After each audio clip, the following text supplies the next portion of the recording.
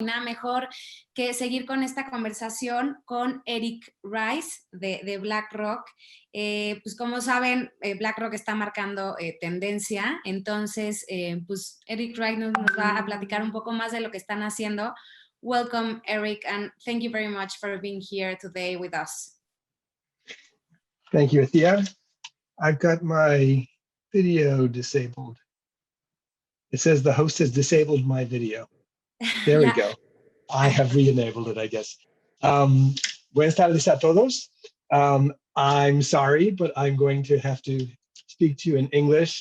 It's been 25 years since I have lived and worked in Mexico, so I'm not going to embarrass myself by showing you how bad my Spanish is. It's nice to see you all in your studies and living rooms and bedrooms, as we all are. I wish I could be there in person. Instead, I am in a part of Mexico. I'm sitting in the site of the original Misión Dolores de San Francisco, which is where I live, though it doesn't look much like the Mission. I thought what I would do is tell you a bit about my history and a bit about what we're doing at Black Rock, and then open it up for questions. I'm not sure what is most of interest to all of you, so I don't want to just talk at you. So I think what's relevant for my history is that I came of age in a very different period. Starting my career several decades ago, there was a natural direction one could go in if you wanted to do something that was good in the world. And what that looked like was you could work for your government, which I did. I was a diplomat early on. You could work for an aid agency. I went to school so I could get a job at the World Bank, and I was country economist for Mexico at one point. And you could work for an NGO or a philanthropy. If you wanted to do good, those were the choices. And that's how I thought about it. And it was not until much later that I started seeing in finance, impact investing in the private markets, and then social entrepreneurship. It was so fascinating to me, and was a way to not get back to my roots, but to get to something that brought together the financial work I'd been doing in recent years with the aid work that I'd done before, and try to find a way to invest that was toward a theory of change, a solution to problems. So that's how I see impact investing for myself. And I've been doing that now for 7 years, and only recently moved to Black Rock. And moved to Black Rock because the aspirations, the plan for Black Rock is big. And for me, impact investing has to be at scale because the problems are at scale. And so I wanted to move to some place that also wanted to mobilize big amounts of money toward big problems with authenticity in how they invest. I'm sure you heard from Ronnie when he spoke. I know what he says some of the time when he speaks about risk, return, and impact. And the vision that Ronnie has is a vision for all of the economy, that all of the economy can be moved toward a more impactful kind of productive system. That's a wonderful and Big Tent image of impact investing, or the impact of investing. And that includes things like investing in companies that are pretty bad, but having a theory of change that you can influence them to move them to be much better. What we do is narrower. We have a high standard for what is an impact strategy for investing, which is investing only in companies that are solving the world's big problems. So we invest in a number of areas for the environment, and then across many social areas that are the same kinds of problems I was hoping to bring some solutions to when I was at the World Bank. But it's amazing how much more creative the solutions are now when you can get the power of the private sector set to solving them.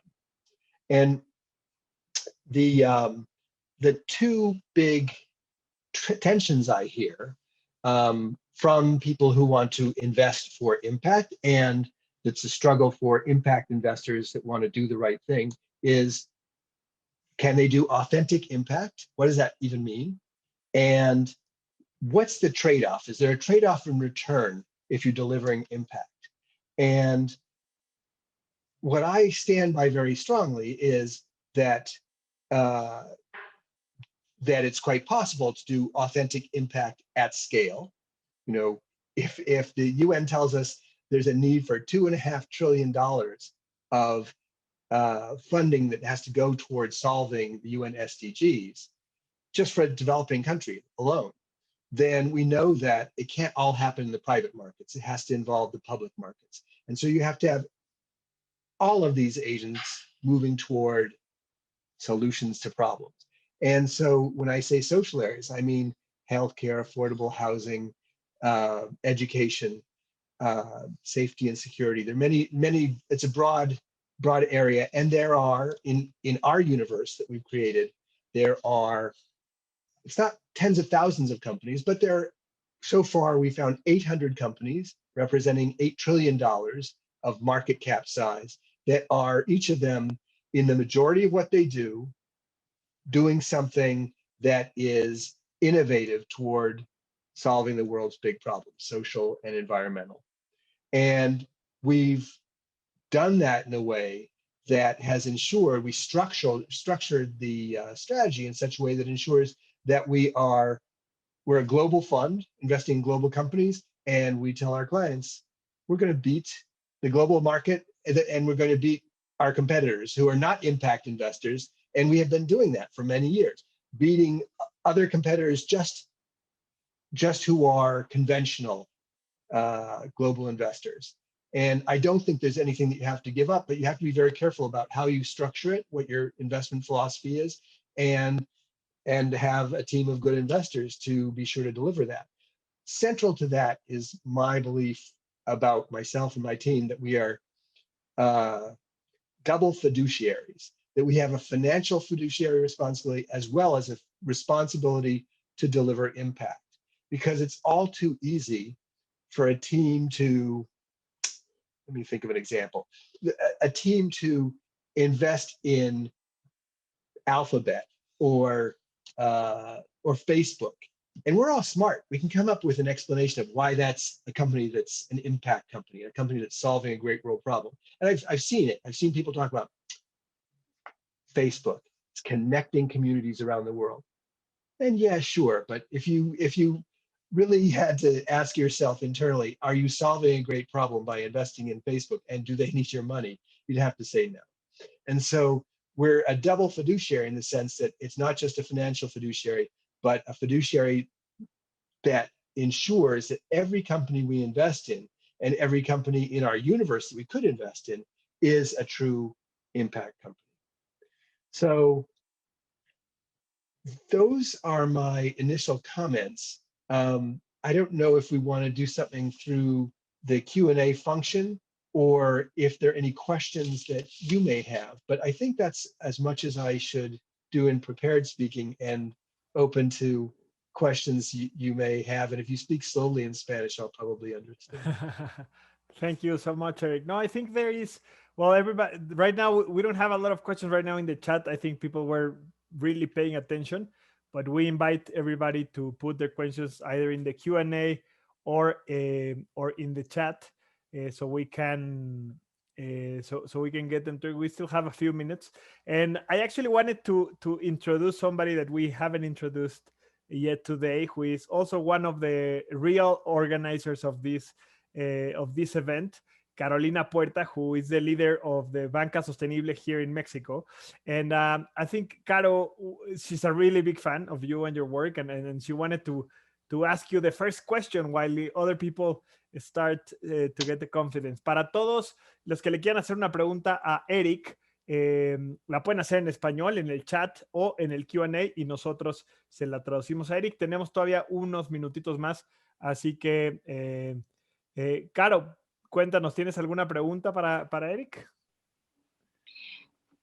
En este momento, espérate, quería decirle a Erick that I just want to tell you that I was very, very inspired with your words, because that's what we felt, that we need to make a change with what we do. And maybe some of us work at government and then we go to social sector, but seeing that the enterprises and companies can do good also doing with good returns is very inspiring.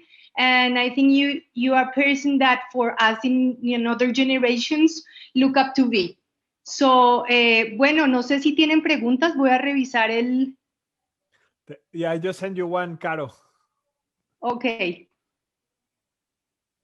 So, Erick, Santiago Rincon is asking if you could give us an overview of how you funnel the investable universe into those 800 companies you mentioned. Do you look at small caps at all? So we have a very, for what we do, I'll get to small caps afterwards. What we do, we invest in from small caps to large caps, but not very illiquid companies. And we manage a portfolio of right now about 50 companies. We have a new one that will be starting that is about 100 companies.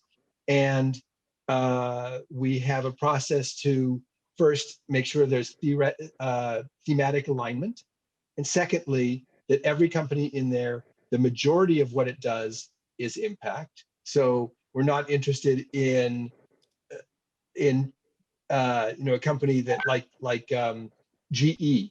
GE owns wind companies, owns a wind business, but most of what GE is what GE is. It's not solving a great world problem. We're interested in pure expressions of impact. And the second thing is, in impact investing, we've always talked about that's materiality, how much of it is majority, and additionality, that every company must be using new technology or a new business model or coming to a community that hasn't been served before, so that if it weren't for that company, the problem wouldn't be getting solved.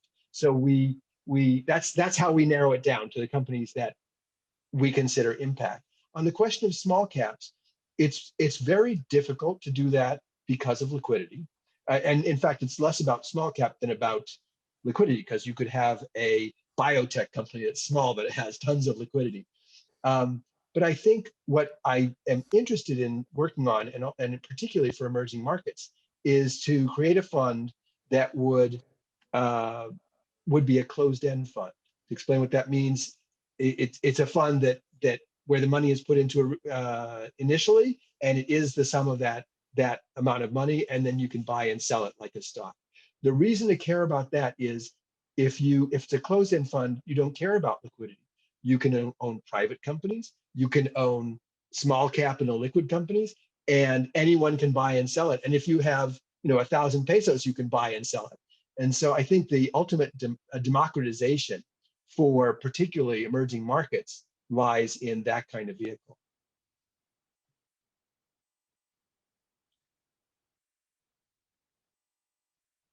You are muted, Caro. You're muted, Carolina. Yeah. Yeah, again, that happens all the time. So thank you for your answering and all your information you gave us. We don't have much. We have time for one more question, right? Okay, because people are getting crazy, and we have a lot of things that they want you to tell them. But now, as we don't have much time, we have this one. Erick, please give us an example you really like of a company that creates this double impact, financial and social or environmental. Thank you. Es de Pedro Castillo. So, okay, that's a lot to ask for. That's environmental, social, as well as and financial. There's a great example, which is a company in Japan. And what they do is they create affordable housing. It's called Katitas. And they are highly profitable and fast growing. And what they do is in those small towns that are dying, where the population's leaving, you only have the old people, there are what they call akiya. That's the Japanese name for a dilapidated old house that's probably empty. And so what this company does is they buy it from the next generation that's living in Tokyo. So they sell it for nothing, they buy it, they have a very efficient way to renovate it. And so it becomes, and I've been to the houses, they're very nice. It becomes a very nice house for a poorer or first-time home buying family that costs less than renting an apartment in that village. And so by doing that, they are recycling the house. So it's very good circular economy. And they are also providing housing at low cost and providing rejuvenation of those villages that are losing their population steadily. So that's the perfect example of the kind of company that I think is so brilliant across all of these domains. Thank you, Erick, for sharing all this with us. We have more questions. We are going to set it up and send it to you later so you can answer them, and or maybe if you can do it here in the Q&A. We will talk to you on backstage. I'll do a bit in Q&A right now. Exactly. It was inspiring for us, and I think that this is very important for a lot of people that are getting to know impact investing, that they don't really understand well how can you have some impact and how you develop your talk about the SDGs and everything was amazing. So thank you very, very much. You're welcome. Thank you all. I think it's so important for Latin America to be able to get impact investing at scale. I'm looking forward to that. Thank you very much. Muchas gracias. Bye. Gracias, Erick. Pues después de esta plática, como comentaba Caro, pues al final, como lo comentamos también al principio, Black Rock está marcando tendencia y estamos viendo que no es algo de México o una idea de unos pocos, sino que es una tendencia global y compañías, o bueno, asset managers como Black Rock son los primeros en impulsarlo. Entonces, muchas gracias, Erick, por compartirnos tu experiencia y tu conocimiento.